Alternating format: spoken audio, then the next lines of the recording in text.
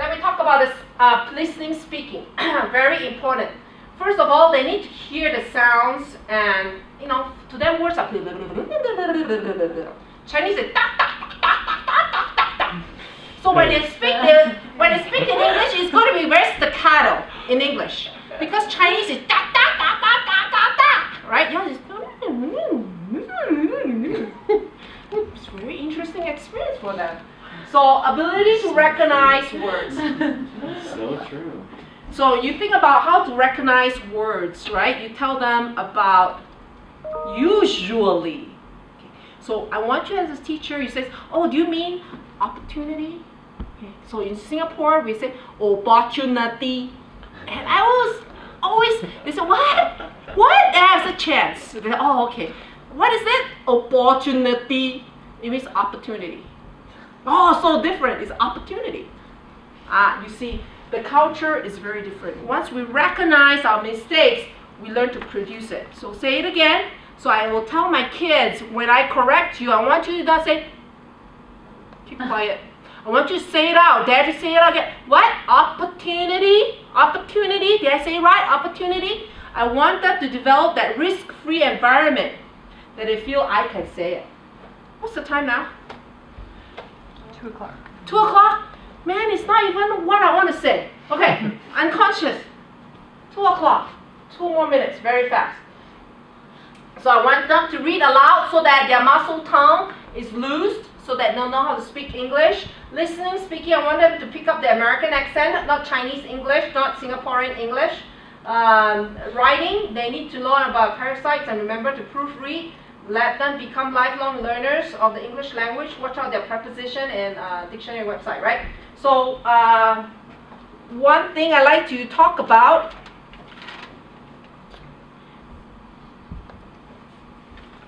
classroom management. When you first started the class, very important. Started the class, do not be so friendly. Be strict. It's easier to be stricter in the beginning than to loose. If you be looser, you want to be strict at the end, no, they won't give it back to you, okay? So be stricter and they'll test the fans, okay? I said, sorry teacher, I forgot my homework. What do? Next time, be good. Okay, give it back to your girlfriend. You can give it to your girlfriend or your dog, okay? But then the whole class will look at you, wow, she's serious. So I need to be on time. Guess what? The next day in class, everybody prepared, okay? So they'll test the fans. You gotta be firm, but friendly. Right?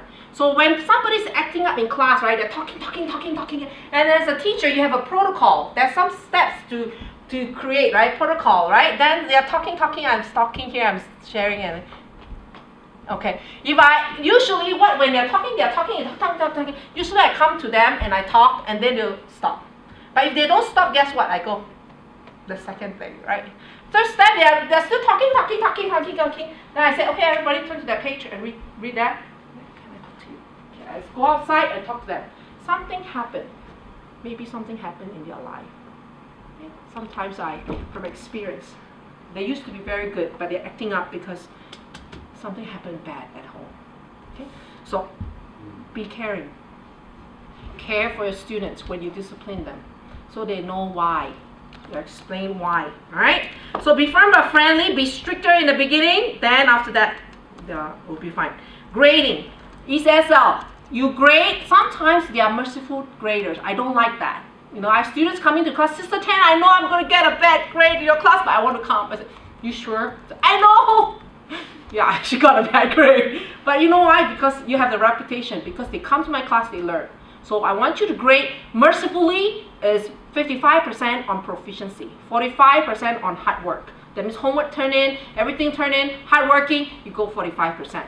So why? Eventually the grade will come back like that. A grade will always reserve for people who earn the grade. I said you earn your grade, okay? So you do well, if proficiency is there, you hand in your homework, you get an A. B is for those students who studied very hard, they turn in their homework, everything, but their English is not there yet, but at least they get a B. C is for those people who are very smart but don't get in their homework. C, you deserve a C. C is for people who are very, very lazy but don't do the work, and also they are, English is not improving, C or D. Okay, so you always distribute according nicely. So 55% on proficiency. Okay, and then we talk about group work. I usually have them do pair work. Pair works are great. No more than 4 person unless the project is very big. 2 in pairs or threesome if it's a big project, right? Presentations, have a lot of presentations. Let them stand up to do it. Let's see, we talk about achievement. Give specific praises. Don't say, oh, good job, well done, fantastic. No, don't always say good job, you know. People learn from your specific feedbacks. Oh, I like the way you write your the choice of words. It's great. Okay. So I'm glad you handling the homework today, you know. It's awesome. That's the way of a successful person. You give specific praises, okay? Any questions you may have? Let me just quickly write down one more. In my lesson plan, I always have this one. I forgot to talk about lesson plan. 1 minute, okay? It's called ROPE. ROPE stands for first one is review. Okay, I always review what we learned yesterday. O stands for an overview. Notice that in my, this comes from my special education background. We always write down over here, announcements down here, and then things I'm going to learn today. I always put it at the side of my class. So that students come in class, they expect, okay, today we learn about that, we learn about that, okay? So we have an overview. Today we're going to learn about this. And then you have a presentation. Always in my class, they learn something new. Okay? I'm going to teach them something. And then at the end is the evaluation. So evaluation, you always write down, you are your own classroom, you write down what you have done good today and what you need to improve. Evaluation, very important. And on my lesson plan, I always, at the corner over here, I always have one that's called materials needed. See, even today, I write down the things I need to bring. Because you don't expect yourself last minute, no. You write down the things you need to bring, okay? So these are some teaching skills that you have. The next one is, if you have a content that you have in front of you, the challenge is to teach English and the content as well. What do you do? So we call it, in seminary training, summarize and emphasize. Some things that you need to summarize, you just say one word. And the story is about this guy who goes to this, okay, now, go on to the next page. Okay. So when you go next page, I want you to always show it to the students. Now look at paragraph 2, starting with, today we are going. Okay, can you please read it? Second paragraph, today we're going. Notice how I do it. I don't say, okay, read the second paragraph. Show and tell. Starting from a few phrases. Just lead them on like that, okay? Alright, if you do a choral listening, choral. Alright, everybody say, we are 白色. Okay, 1, 2, 3, 白色. One more time. 1, 2, 3, 白色. Okay, so we do a choral way of learning. So you don't say, okay, everybody say, what? No. You lead them on. Okay, 1, 2, 3, go. 白色. 白色, right? So today we are going to talk about 白色. 1, 2, 3, go. So you learn about choral response. Let's see. The last part is, so we do a review, okay? We talk about learning philosophy, why it's important. So it directs where you're going, okay? What you do. Skills, listening, reading, writing, right? What are some strategies you have? Teaching pedagogies. These are teaching pedagogies to summarize, emphasize, whatever you want. Modeling. Teacher model, guided practice means a lot of examples given on the board for smart Alex to go ahead and show off. Then you release them for successful independent work, right? Classroom management, be strict. Be strict in what you do in the beginning. Then you can relax later on. Doesn't matter, okay? Firm but friendly, all right? FAQs. Any questions you may have? I love questions. I had a question for Dr. Barr. Do you know the age groups that we'll be teaching English to? Are we teaching beginning learners or are we teaching more advanced learners? Beginning. Like age-wise or beginning English-wise? Beginning English. Okay. Like no English. Okay. So a lot of things have to do with actions, and you plan your lesson well, right? Yeah. And let them look at cartoons, a short section. Arthur is very cute, depending on age group. May I answer her question a little bit more Yeah. than you? Mm-hmm. She taught us a lesson about the words white and blue in Chinese. All in Chinese. It lasted 1 minute. But by the time we were done, we all knew Baisa and Lansa.